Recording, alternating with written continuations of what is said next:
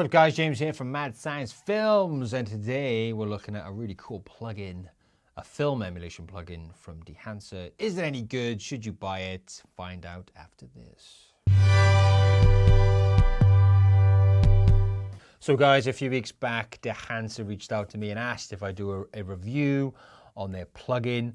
I'm in no obligation to say anything nice about this plugin. I'm not getting paid to say anything nice about the plugin. This is my honest take on the plugin. So they give me a free copy of Dehancer Pro, and Dehancer is a cool film emulation plugin for video and photo. And if you want to check out the photo version of this plugin, then you can check the video here.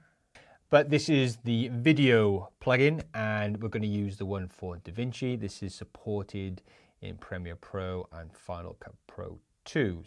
But today we're going to use Davinci. I think you can trial this as well. So if you want to trial the plugin, then go to the link below in the show notes and click on that.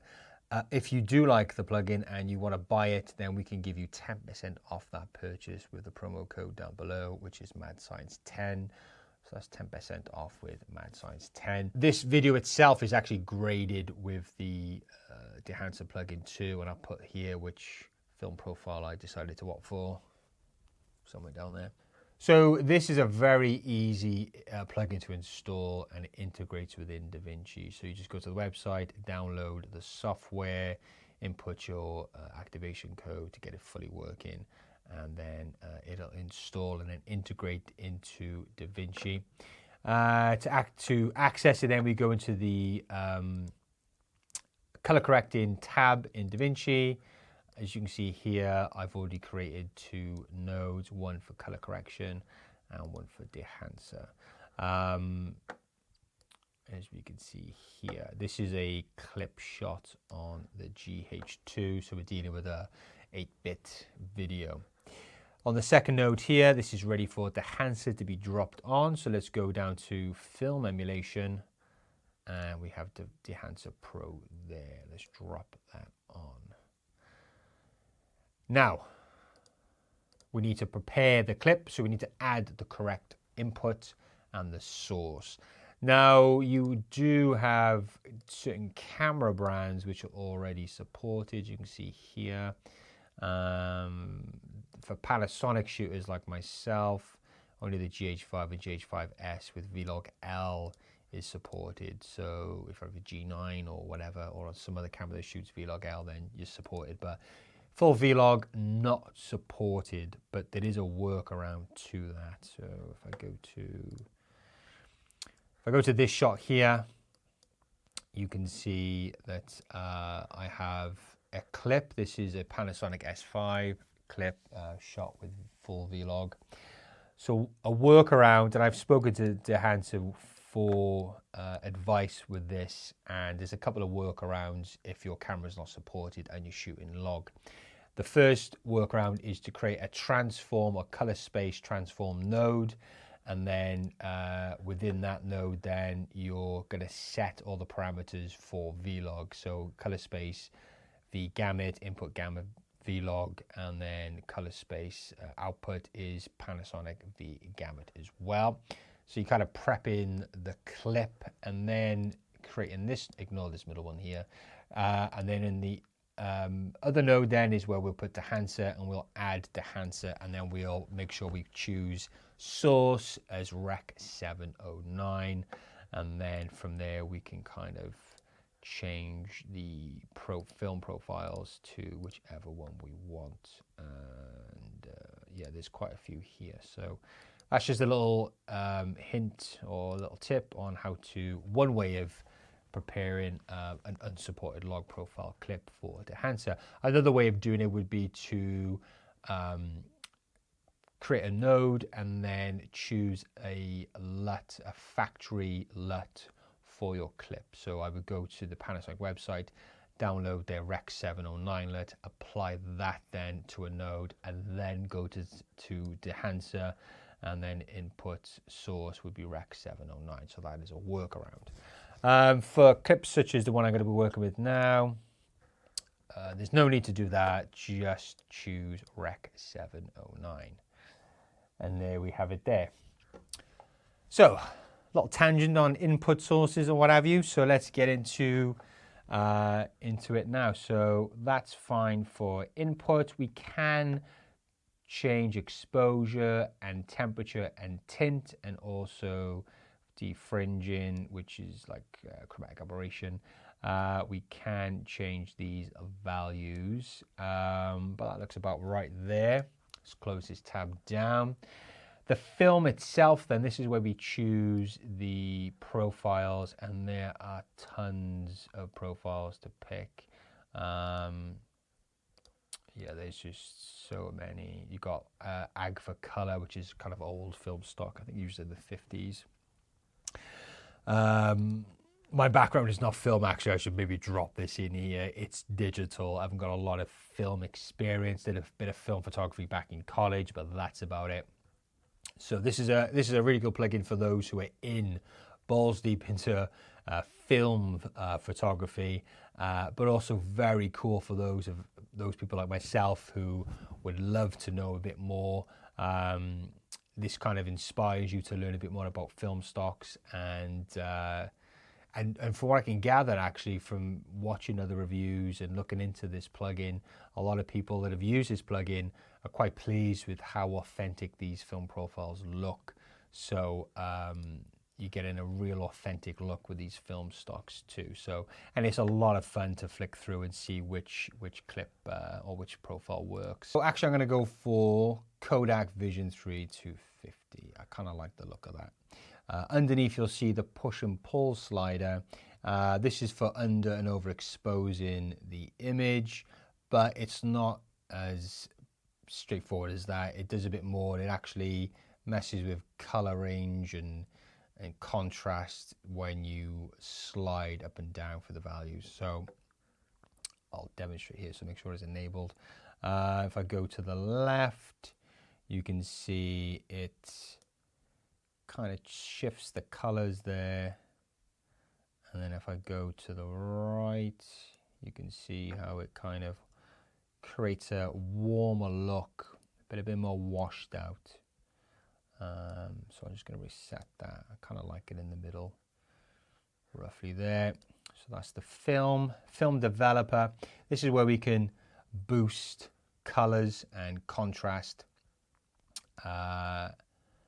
And I kind of like it as there. So if I drop down the color boost, you can see it kind of washes it out. Let's get it around 8.3. Let's crunch it a bit. 19. Yeah, that seems about right. Expand, this is where we can mess with the black and white points, so we can give it a faded or unsaturated or kind of a washed out look. So we give it a washed out look by messing with the black points. But I kind of like it with a bit of crunch, so I'm going to leave that.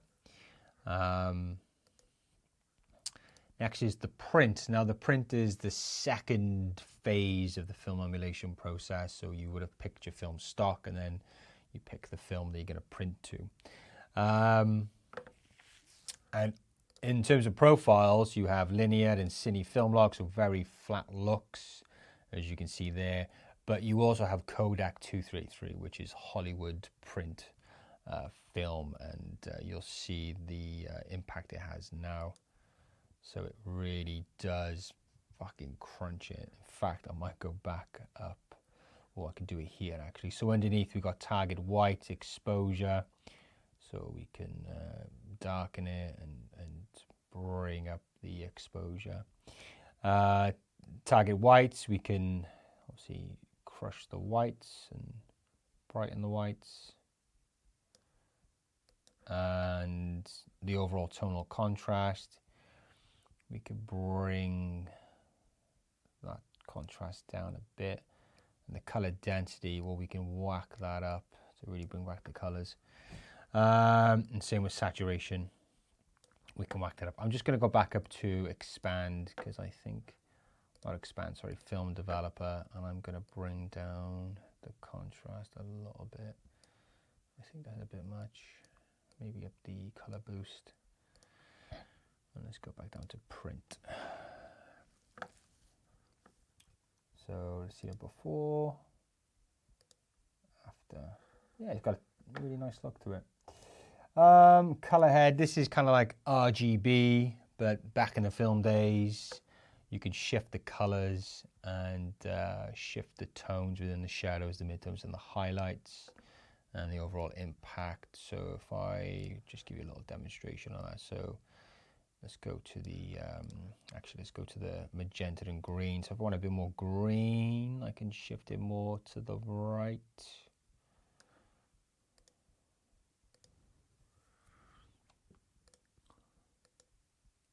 Yeah, that looks quite nice. You can also gang these up and move them as one as well. Shadow tones. Put a bit of green in the blacks there. And I leave that in the middle. So yeah, that's color head. Film grain. So this is the first of 3 real effects you can add within the Dehancer plugin. And this is probably one of the most significant ones. So this is for film grain, and this is already enabled. So let's take it off, and you can see the impact it's going to have. I just punch in. So that's without any film grain there. Let's turn that on. And you can see it has a really nice quality. They use algorithms for this film grain, and it's not just like an overlay, which you find in some pre-built in film grains, like the one in Davinci. So it has a very authentic kind of look. If you look in the settings for this, you can see the size amount. You can change the size and amount below. Also the film resolution. So how clear the image is. Obviously, you can have a really fuzzy, grainy look if you want. Or you can choose to go all the way to the right with the film resolution and make it a bit more kind of clearer, a bit sharper of an image. I think around 80 is pretty nice. You can change the grain amount in the midtones and the highlights and the shadows too. And that looks quite nice. Let me just toggle on and off again. Yeah, it really adds a nice texture to the image. So put more in the midtones. That's film grain. Halation. So this is gonna add a nice kind of outline into the areas that are hit with light and are quite contrasty. So where there's a light source and a high contrast area, you'll see that effect take place. And the good thing about the halation, as well as the bloom, which I'll get onto next, is you can actually, once enabled, you can also select the mask mode. So you'll just see where that effect is taking place and how much. So can't really see anything here, so I'm going to amp it up. And you can just make out where the effect is taking place. I'm going to smooth it out. And then you can see more so now where it's taking place. So let's take the mask off. Wow, this has a you can really amp this up. So if I just take it off, disable and enable, so you can see around the edge of this this plant, this reddish kind of outline. Turn the amplification down. Yeah, that looks pretty nice. Off and on. Cool. Next, let's go to bloom. And bloom is where you'll see it kind of soften and spread out with a nice glow, the light within the image. Really a real film aesthetic, and really helps give that film look to the overall image. And again, you have a mask mode. So once enabled, you have a mask mode. and we can see already that it's kind of doing this thing there. So if I up some settings, so amplify, let's amp it up and have a look. Wow, very film-like already, you can see. Let's see if it'll play.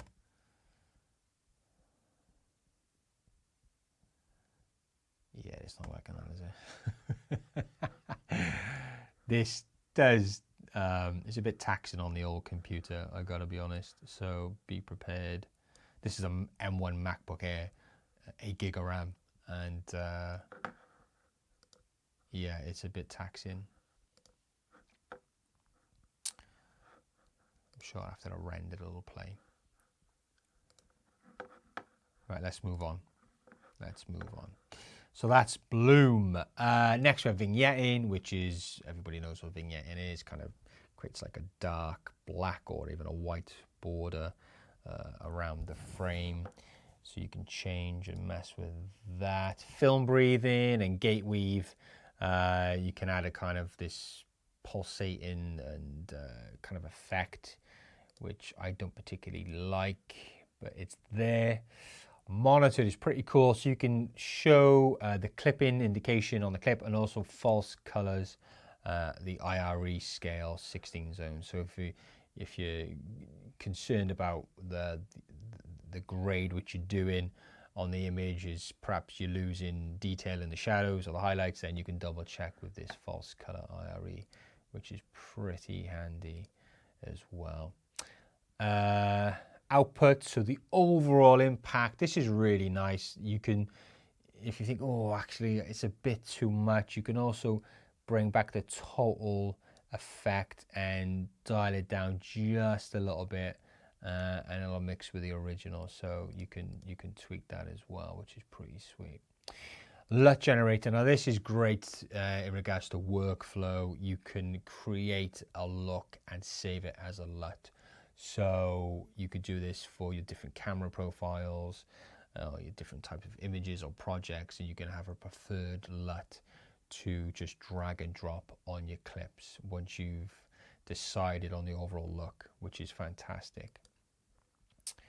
And then the options is the overall quality, so high and slow all the way. Also, you can check the profiles underneath, and then what that does then is it kind of searches and updates pre-existing film profiles and adds any new ones, which is pretty cool. It also checks for camera profiles to update. So I did contact Dehancer in terms of unsupported cameras, and they said as soon as they can get cameras in, they'll test them and then add them to their supported list. So my final thoughts on this. This is a fantastic film emulation plugin. You got loads of profiles. They're constantly updating the profiles too. The film stock looks natural. The film grain looks really natural too. And you can create your own LUTs with this as well, which is fantastic for your workflow. Who is this for? This is for filmmakers, I think, predominantly, and videographers that want to have that film look in their project. This plugin would be absolutely fantastic in your workflow, I believe, because of the film stocks look so authentic and the grain looks just really nice. Plus the blooming and halation. I mean, there's a lot of people buying filters to create that look. Perhaps they do it a bit better, but this looks very nice. The pricing of this plugin is not super expensive if you're going to get paid to use this as part of your workflow for your particular project. So if you get paid to do video or film work and you like this look, then this is definitely a plugin for you. For those of you who are just starting out and you want to create a film look, then this is going to be the cost of Davinci itself. So quite an expensive plugin for those who are just up and coming into the film narrative world and would like to create a film look for your films. This would be quite a big purchase for yourself.